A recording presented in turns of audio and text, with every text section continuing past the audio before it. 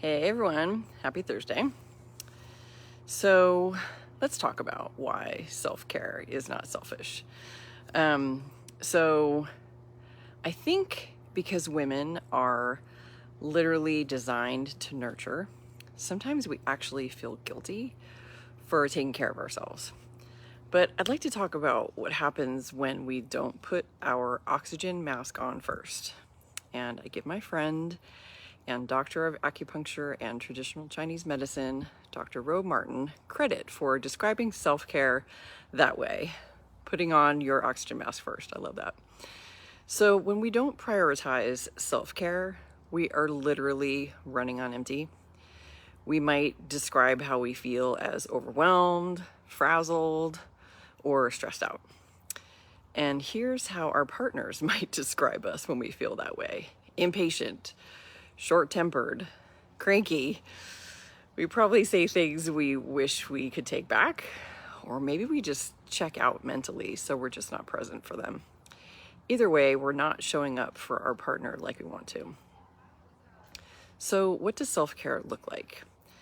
So, I think the logical things are adequate sleep, good nutrition, right? But each of us probably has our own unique ways of keeping our tank full.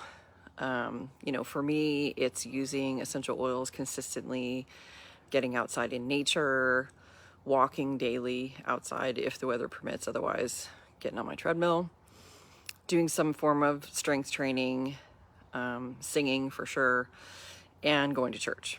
These things cover taking care of myself physically, mentally, emotionally, and spiritually. And I think that's an important thing to point out, because we might think self-care is just about our physical bodies, but it's so much more than that. Making time for hobbies, connecting with friends, and being part of a community of some type are all just as important to keeping our tank full as taking care of our physical bodies.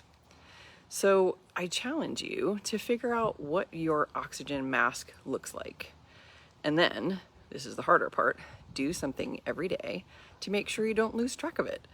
This might mean being honest with yourself about your commitments and what you have on your plate and reprioritizing, maybe even asking for help. There's nothing wrong with sharing with our partners that we might need some help so that we can show up more energized and positive for them.